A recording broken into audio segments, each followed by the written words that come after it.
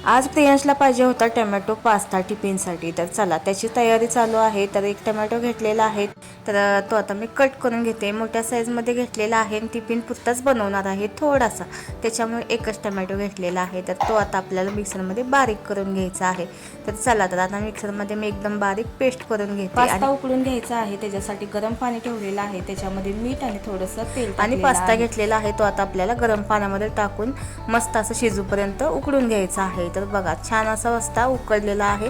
आता ह्याच्यातलं सगळं पाणी मी ड्रेन करून घेतलेलं आहे। तर आता चला पास्ता बनवून घेऊया आपण।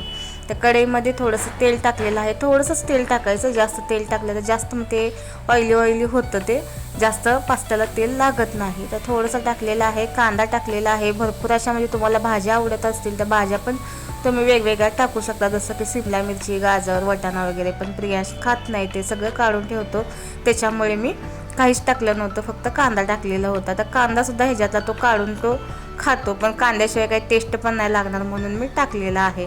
आता मी याच्यामध्ये टाकलेलं होतं टोमॅटोची प्युरी आणि सॉस टाकलेला आहे, टोमॅटो सॉस आणि मियोनीज टाकलेला आहे। तर टोमॅटो सॉसमुळे कसं खट्टापणा असतो ना जो टोमॅटोला, तर त्याच्यामुळे तो लागत नाही, खूप छान असं क्रीमी असा पास्ता बनतो। तर पास्ता मसाला मी एव्हरेस्टचा टाकलेला आहे आणि आता मस्त असा सॉस तयार झालेला आहे। हा सॉस तुम्ही संध्याकाळचं पण करून ठेवू शकता, सकाळी लवकर मॉर्निंगला स्कूल असेल तर सकाळी पास्ता फक्त उकडून घ्यायचा आणि रेडीमेड सॉस आपण जो बनवून ठेवलेला असतो, तर त्याच्यामध्ये असा पास्ता आपल्याला फक्त मिक्स करायचा आहे आणि द्यायचा आहे। पटकन असं इजी, फक्त 5 ते 10 मिनिटामध्ये असा पास्ता तुम्ही सकाळचं मॉर्निंगला सुद्धा बनवू शकता। तर चला, आता मी पास्ता टाकलेला आहे आणि मस्त असं सॉसमध्ये मिक्स करून घेतलेला आहे। तर खूप छान मस्त टेस्टी झालेला होता, खूप असं म्हणजे क्रीमी असं यमी लागतं। तर नक्की एकदा ट्राय करून बघा। आणि त्याच्यासोबत मी त्याला बोरबॉनचे 2-3 बिस्किट दिलेले होते। तर चला, प्रियांशला स्कूलमध्ये सोडून आली आणि पाऊस पण आलेला आहे, तर चला बाय।